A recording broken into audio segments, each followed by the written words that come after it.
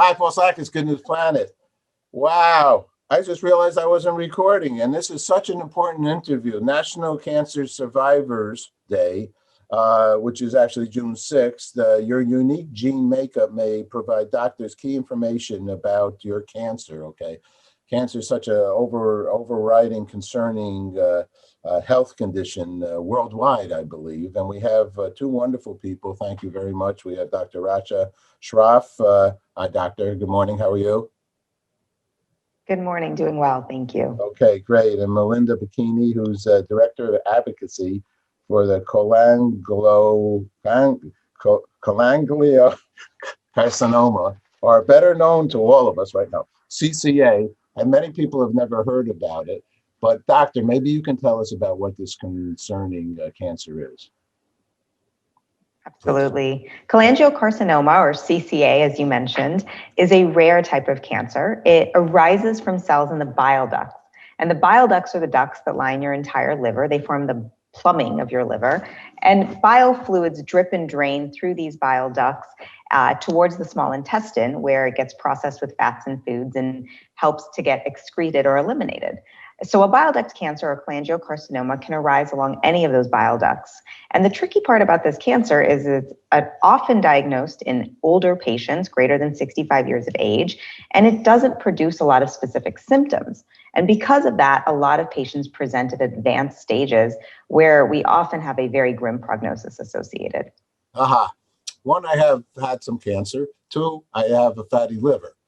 There's a fatty liver. I'll just ask a liver question first, and then we can talk more about this concern and about some good news here. We have some good news, so I'm very happy to share this.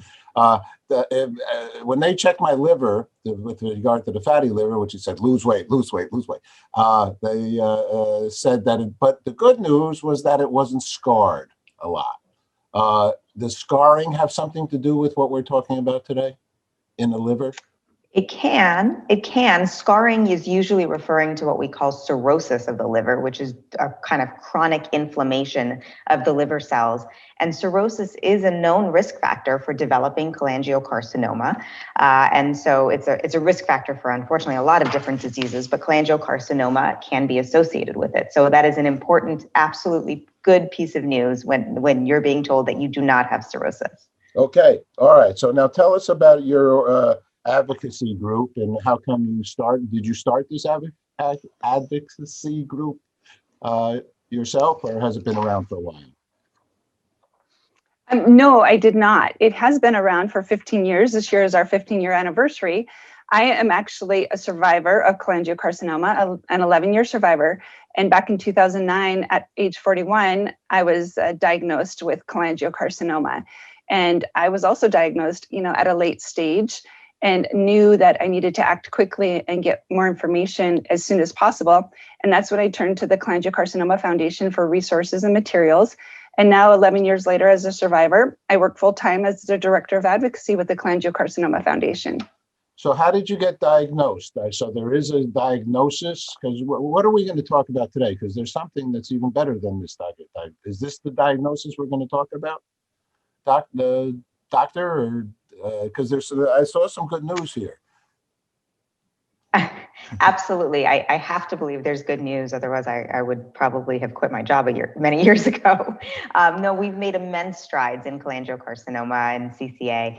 And a lot of that is really related to, like you mentioned, being able to diagnose it earlier, but more importantly, through the strides that have come with biomarker testing. So biomarker testing is the idea of taking a patient's tumor biopsy and sequencing it, looking for changes in DNA, understanding the mutations that may have driven the growth and progression of the patient's specific cholangiocarcinoma. And by getting that specific mutation profile for the patient, we're able to personalize treatments for these patients and open up more therapeutic options. So it's actually very important for patients to advocate and ask for biomarker testing, and for doctors to know that they should be doing it. In fact, what we know from a survey that was conducted by Incyte, with whom we're partnered and we're here on behalf of, there was a survey of about 700 patients, and it showed that most patients, it took 2 years from the onset of symptoms to actually receiving an accurate diagnosis. And 35% of patients were diagnosed incorrectly before they were diagnosed with cholangiocarcinoma. And so being able to use biomarker testing to help us understand how to treat them when they're diagnosed is so vital, and absolutely a piece of good news that we have now. Okay, so one was we have the biomarker testing. Then two is, what are some of the treatments? How do then, so from what you do learn, how do you proceed? What are some? Well, I think the most important thing is that by diagnosing it earlier, just like with Melinda's case, when they diagnosed it earlier, we can offer treatments upfront that hopefully prevent kind of rapid progression of the disease. And then, like I mentioned, by using biomarker testing, there's an individual care plan. There's a personalized treatment plan that can be outlined and defined for individual patients. And so that's why doing that at the time of diagnosis really helps us individualize therapies for every single patient. Melinda, what are some of the things that you've lived through? And I'll say you, your family, your friends, because this is, I know when I got, I have incyte. Thank God it wasn't, a more serious cancer. But, it's a scary scenario. It's scary to even consider going to the beach. And so, your life changes. How has this all affected you? Yes, definitely. There were a lot of changes and challenges with this diagnosis. I encourage patients, and I'm here to help them advocate for themselves, to educate themselves about this disease, and to ask for the biomarker testing early, and also to seek second opinions from experts in this disease. And for more information and resources, they can go to testmycholangio.com or to the Cholangiocarcinoma Foundation's website at cholangiocarcinoma.org for more resources and materials and support. Okay, thank you both very much. Very important information. I appreciate you sharing your good news. Thank you. Take care. Thank you. All right, bye-bye. Thank you so much. Stay safe.